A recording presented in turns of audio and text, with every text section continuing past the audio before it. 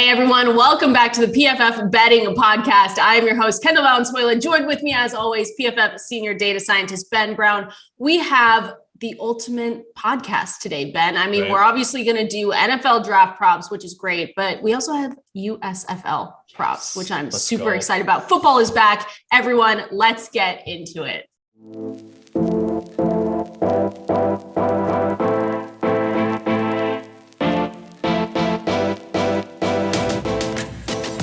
Football is back, Ben.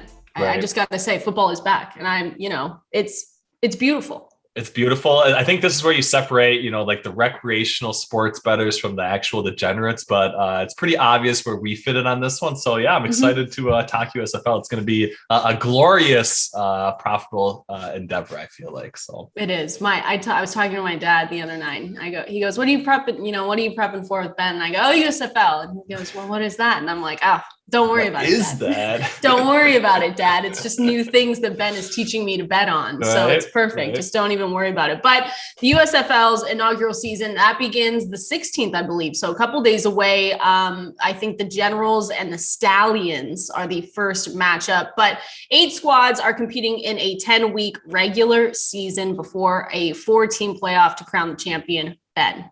I'm so excited. Everyone, pff.com/betting, even just on the regular webpage, pff.com, you can find a huge ultimate 2022 USFL Week 1 betting, DFS, and fantasy football preview. It's glorious. It's beautiful. Tell me what you think first about all these teams from the North and from the South and who you're really looking for with your big bet.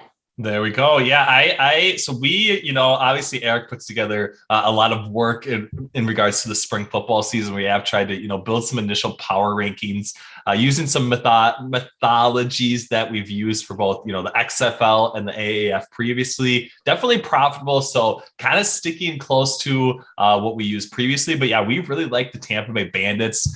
Jordan Ta'amu at quarterback. We think he's probably the best quarterback in the USFL right now. Todd Haley as well as coach. Give them, a lot of leeway in how we're projecting it out. I do think they were kind of the odds-on favorite here to win the championship.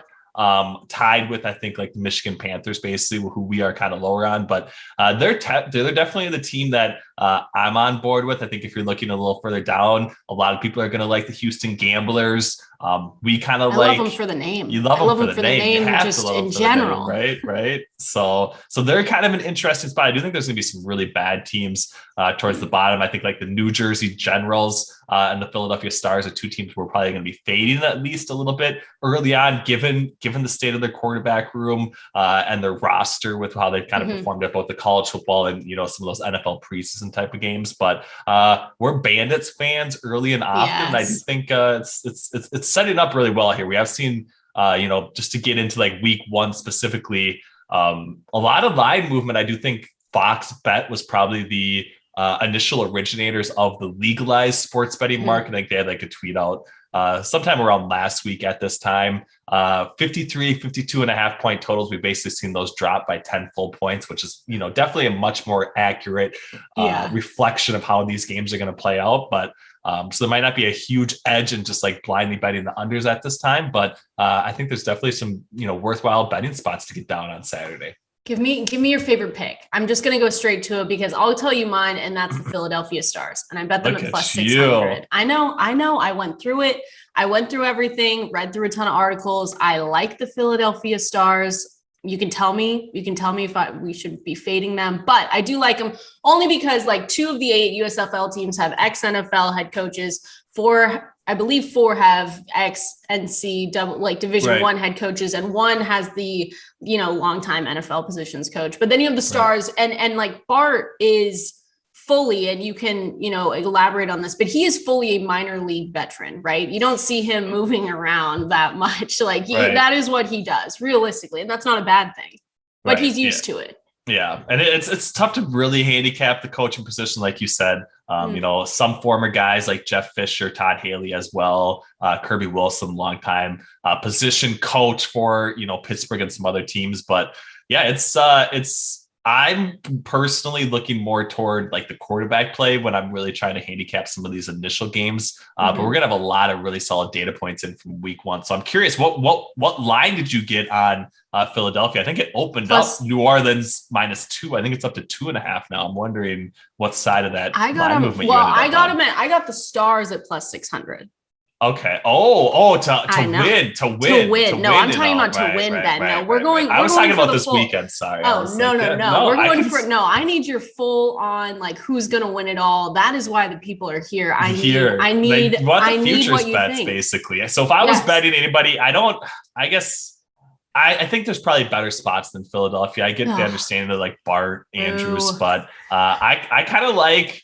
Like I said, I like Tampa Bay, but they're obviously at the shortest odds. I also think Kyle Slaughter, probably the second best quarterback in the league right now. Don't really give, a clear direction on their coach, Larry Fedora. But I think the New Orleans Breakers definitely at +550 make a lot of sense. And then just for the brand, I think I'd have to sprinkle some, Houston Gamblers +700 or something like that, because that just seems a little bit too low. But yeah, it's like, some these odds obviously look much different than, what we'd see at like the NFL and college football level, just given the complete lack of data and information we have on some of these teams. So it's really tight, pretty much all sticking toward the average. I think it was like one book basically opened them all up at like +500, which isn't like the worst solution to the problem, I guess, in a lot of ways. We enjoyed it though. We enjoyed it. But I'm going if I can't choose the Bandits, I'm going to go with the New Orleans Breakers as the spot that I want to get down for some championship action on. So. +500, it looks like 550, I think, in some spot. Yeah, I might have moved a little bit. I might be looking at my spreadsheet. I'm not looking at the updated odds right now. So could have missed a little bit of a movement. I'm jumping on the Philadelphia Stars bandwagon. I'm just going to throw that out there, and we can go back on. You should +600. I mean, I just think because of like you take the coaching stuff with a grain of salt, Ben, with these kinds of things. But he did coach before, and he did really in that draft try and draft everyone that he could from former teams. So I feel like that's the most like for him complete that they can get going into this USFL run. So I don't know. It's fun though. Yeah. I mean, they got Case Cookus as like their backup quarterback as well. I want to say too. So Brian Scott, we have very little information on him, at least coming out of like Occidental College. I want to say that's actually pronounced as, but Case Cookus' guy did some things at Northern Arizona. I think maybe that's why you like him quite a bit. Had high yards per attempt, playing there, but it's going to be tough. I'm gravitating towards the quarterbacks that I at least know some information on. I think that's Jordan Ta'amu, who was really good for the XFL last year, and then Kyle Slaughter, I think are the spots that I want to buy into. I think so. Okay, fine. Okay. That's fine. I'm going with my team. Do you have any week one plays? I guess is the no. question. Well, so that's what I was going to bring up to you, because I know in your week one matchup, so you've got the Generals at. Are there any? I was reading who has the most like home field advantage out of all these teams. There's one team that has kind of home field advantage, right? Well, because they're all in Alabama. Yeah, so it's got to be it's Birmingham. I'm assuming, right? Stallions. Yeah. So the spread there is Birmingham -3.5, over under at 49.5. So really I think it's much lower than that. It had to have gone down. Yeah, so it's gone down. So I'm looking at our friends at DraftKings. We have a -3 for Birmingham, 42.5 point total. 42.5. Okay. So yeah, they've dropped like over 10 points basically already. I do still think if you're betting on a total, probably lean towards the under. I think they had like a test run game or something like that. And I think that finished in like the low 30s, if not 30. That's kind of where AAF and XFL were as well. So given the state of the quarterback position in this league, I think the unders are probably the only spot to hit still, even given the drastic line movement. So. Can you give, for anyone, aka me, but others listening, USFL, it's new, obviously. What do you expect out of these games? Like, do you mostly ride with the unders in these things? And what kind of, I mean, it's hard to ask this and for you to answer, but what kind of performances do you usually see out of these? Yeah, definitely. So this is, in the AAF and the XFL we're like this as well, but it's dogs and unders basically, right? Like you're looking for, teams that, there's no real home field advantage like we just touched on, but these teams kind of like we said, there's not a lot distinguishing them right now. Obviously, very little data and information. So I think you got to ride with what is basically not going to be bet on by the majority of the public. And that's going to be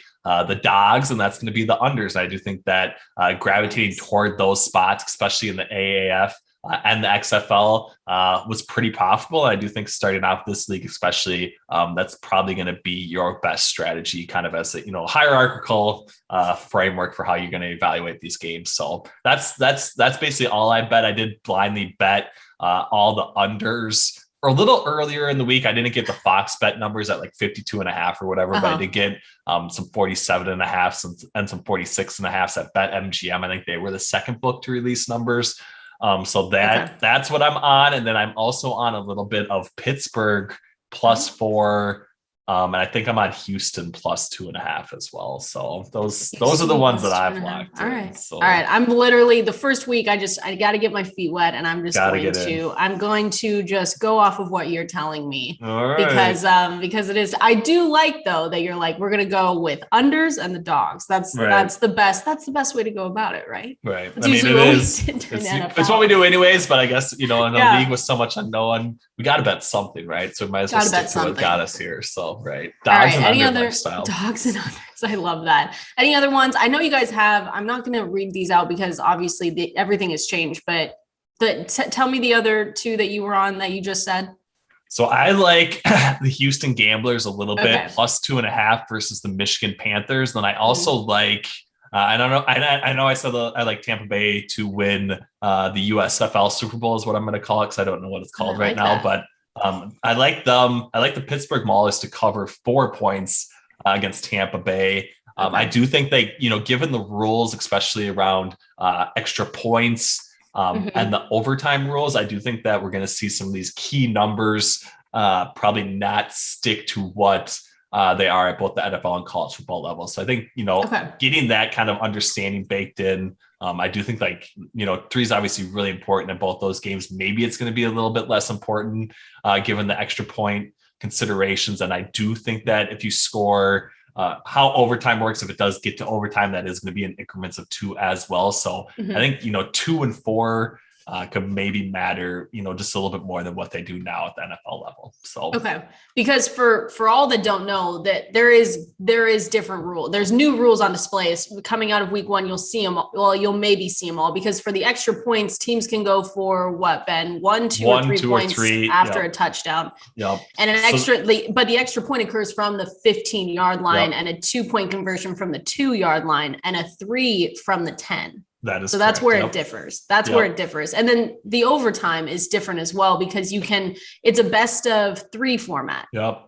And it's from that 2-yard line location. And it's basically just one play, right? And if you score all 3 or whatever, then they have the opportunity to either match that or exceed that. And then if it's tied after that, that's when it goes into that sudden death format. So, we're not going to see a ton of points probably being scored in overtime, but it's at least a consideration and maybe the reason why we saw some of these totals a little bit inflated, I would say, to start the week. So just to start, did you get on any of that early? So I did blindly bet all the unders when they were first released on Bet MGM. I think they were I think it was like 44.5 was the lowest at that time. And there were a couple 46.5 and a 47. 47.5. So, around 3 or 4 points of closing line value, I will take it, but we'll see. We'll probably see all 4 of these games going to like the 60s or something like that after this week. That's what's so exciting about it is like we have this idea of how it's going to play out, but it could just be completely different than what everyone's projecting out right now, which is kind of exciting, I would say. That's the most exciting part. That's the best part. We just don't know what's going to happen, but you guys are going to be covering. I mean, you guys are going to have great grades and everything, right? On PFF.com. So there will be, some, we're definitely collecting data and everything for that. We'll have grades.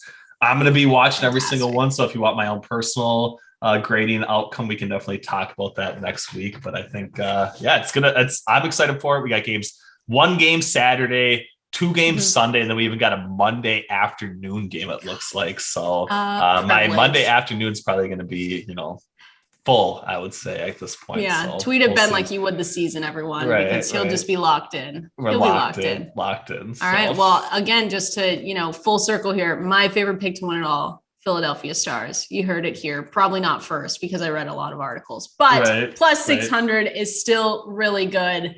I think it's fun. Ben, remind me who you're going with again. I'm going to take Tampa Bay, and I want a little bit of action on the I'm struggling with the name. New Orleans Breakers. I couldn't remember what it was. The Breakers. Yeah. So Ben's going chalk. Everyone is chalk city. Chalk city to start. So, but chalk at plus 450 is pretty, not the worst in the world, right? Pretty good day. All right. Well, let's get into anything else you want to add before we move on from your USFL. I don't think so. We're gonna be able to talk a lot more about the USFL after we get one week worth of data. So I'm looking forward to bringing it back for the people next week, and hopefully we have 4-0 or a 6-0 week to build off of. Is my hope. So I love that. Yeah, like I said, everyone just DM Ben at Twitter, anything. Just get all his picks. Maybe he'll tweet them out for us. Maybe a little later. Maybe a little later. Maybe it's a little preview.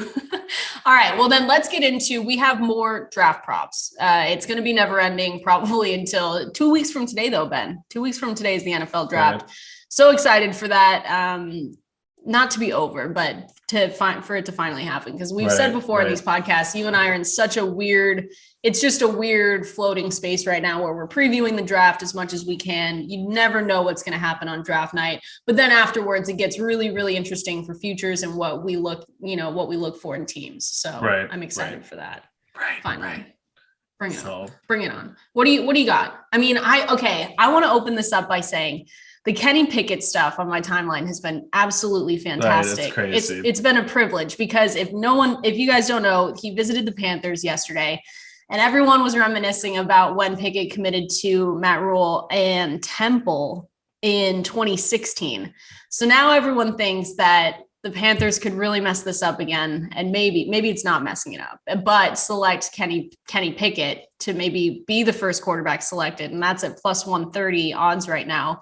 And it's great. I just need to know if you're going with that, Ben, or if that's just, a little bit of a smokescreen and you're still sticking with Malik Willis. I think I have to. Yeah, I have to stick with Malik Willis still, just resting more so on my priors. I believe a little bit of, Carolina potentially liking Kenny Pickett, but I don't think he's the prospect that a lot of other people do. I do think Malik Willis is by far the best talent in this particular draft class at the quarterback position. So I'm sticking with him. I do think it would probably be a little bit of a mistake if, the Panthers selected Kenny Pickett, especially that high.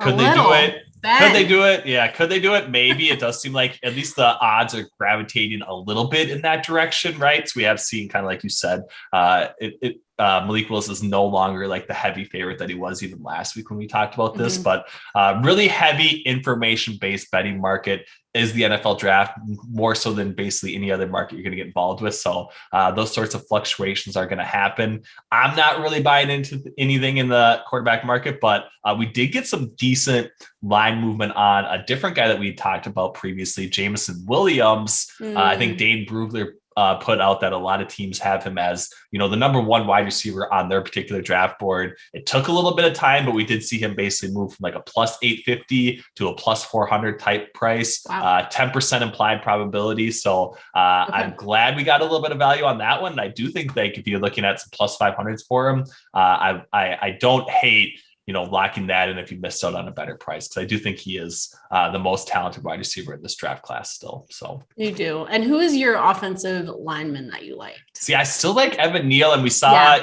I saw a little bit of movement on that too. Over the weekend. So Iki is still, decent favorite to be the first offensive lineman off the board. There are, I think we saw a beat reporter today, John Shipley, tweet out that, the least, I don't know exactly how he phrased it, but he basically said that some AFC scouts and other people strongly think that Doug Peterson's going to go offense with the number one overall selection. So maybe our Evan Neal, initial bets to be number one overall, maybe have a little bit of life. But the betting market hasn't really done anything with that information yet. So maybe it's probably just noise at this point. But I still think if the Jaguars go offense, it's going to be Evan Neal at number one overall. And I do think that he should be the first offensive lineman off the board. So plus price for me, I don't hate. sprinkling a little bit on him as well. So once we had our podcast last week, I went and took Evan Neal as first offensive lineman, because you can still find him you obviously can find him at the plus price, because I think I got him at plus 135 because Icky is the favorite there. I mean, you're going to find Icky at like minus 150, all these things shop around, but he's obviously the consensus favorite. And just, you heard it here, everyone. Again, Ben thinks they're wrong. And I like when Ben says, you know what, everyone's wrong and Evan Neal is the guy. So I do like, if you're going to put anything on it, first offensive lineman is probably the best one than trying to pretend like where he's going to go. Right. And so I do like that one a lot, especially when you have it at plus 135 when I found him at BetMGM. There we go. Yeah. I like that as well. Then go ahead. No, go ahead. I was going to say, so then, outside of that, the Trayvon Walker information obviously has moved quite a bit. Derek Stingley has gotten a lot of love lately as well. So I really I know we've talked about this one previously, but it still hasn't moved yet. So I do think it's still probably my favorite bet. 4.5 cornerbacks, over 4.5 is like a plus 120 price on DraftKings. I do think, both Sauce Gardner and Derek Stingley are minus prices to be top 10 picks right now. We're probably going to see Trent McDuffie go in the middle stages of the first round, and I think we're going to see it rounded out with Andrew Booth and Kaiir Elam. So I think 5 cornerbacks is just like the best bet on the board, I would say right now, in my opinion. Where did you find that one? So you can see it at DraftKings at plus 120. Okay. I think FanDuel has it at like plus really 115 or something like that. Yeah, I'm not sure why it hasn't. I mean, this is one where I was going to say, because PFF.com, we have a ton of obviously draft stuff getting ready, but like those guys, AG, Renner, Trevor Sikkema, they all have those guys going in the first round. So that's shocking that that's still out there. Right. So I think maybe it's just a little bit mispriced, obviously running some numbers, but like if maybe, we don't see 3 quarterbacks drafted in the first round, if, the offensive lineman falls short of, 7.5, 8 people, it's going to be cornerback selected. Obviously, really high valuable position. People talk a lot about teams trading up to get in the back half of the first round to get that 5th-year option on, the quarterback and wide receiver position. But if they're not selecting there, I think they're taking cornerbacks. And I do think that we're going to see a pretty healthy run on them in the back half of the first round. So that's my thinking. I'm riding it out. I've rode it since day one. Definitely my heaviest position right now. So hopefully it works out for all of us. But I've got some ones that I found. And I just want to throw them out to you before we wrap things up. But they have, obviously, you can bet on anything and everything under the sun for this draft. But I really have been looking at the college conference props. There we go. Those are things that you're turning me into this person, Ben. That's just this person. Why do you say it like that? I love it. It's great. I'm just looking at everything under the sun you can bet for the draft. So I want to go through a couple of these. So. And I'll throw out names. I've got names on here. You can find all these articles online. Actually really good. So the first one I saw was total ACC players drafted in the first round. And on Bet Rivers, it's plus 115, over 4.5.